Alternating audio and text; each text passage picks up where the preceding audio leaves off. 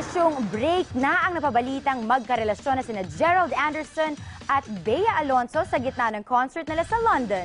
Ano kaya ang reaksyon ng fans? Nagpapatrol Europe Bureau Correspondent Rose Eclarinal. Mahigit 3 taong umikot sa iba't ibang bahagi ng mundo ang heartthrobs para haranahin ang mga Pinoy.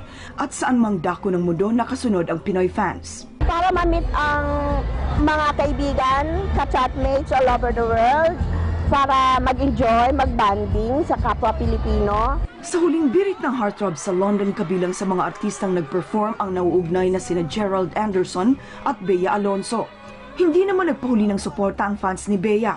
Marami kasing bumabatiko sa aktres na umano'y naging dahilan ng break ni Gerald sa ka-love team na si Kim Chiu. Kasi na-feel din ni Bea, ni-appreciate din niya na sinusuporta siya ng fans niya. Among all the artists, marami kami nakikita good qualities about her. She remains humble. Pero ang inaabangang pagsasama sa entablado ni na Bea at Gerald hindi nangyari. Pansin din ng ilang fans na hindi pinaglalapit ang dalawa. At sa pagtatapos ng Heartthrobs Global Tour, pumutok naman ang balita na nag-break ang dalawa sa London.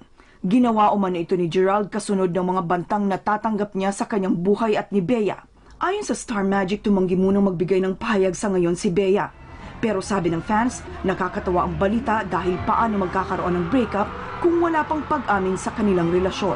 Rose Eclarinal, Europe News Bureau, London. Alas 4:30 naman kanina nang dumating ang Emirates Airline lulan sina Gerald, Bea at iba pang Star Magic talents mula sa kanilang London concert. Agad umiwas si Bea habang si Gerald naman dinungog ng press.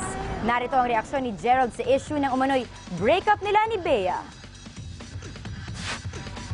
Not today. Just her not saying na lang na hindi na muna. Just not today. Gerald, may chismis na nagkaroon ng heartbreak sa Heartthrobs concert dahil nag-break daw kayo ni Bea. Kamusta? Alam mo sa akin, hindi ko talaga maintindihan kung anong gusto malaman sa akin. Kasi yung iba, napaka-sweet namin. Ngayon, break na kami.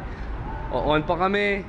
Basta, alam mo yun, hindi ko talaga rin maintindihan ngayon eh.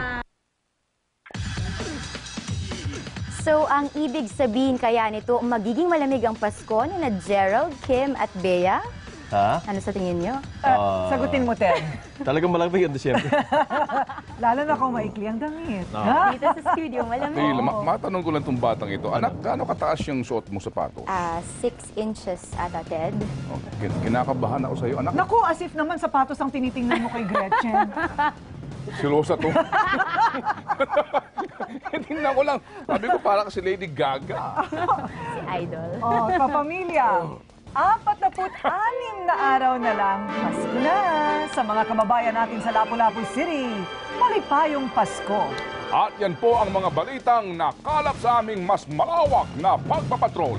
Kami ang mga patrol ng Pilipino hanggang bukas. Maraming salamat at magandang gabi, Bayan!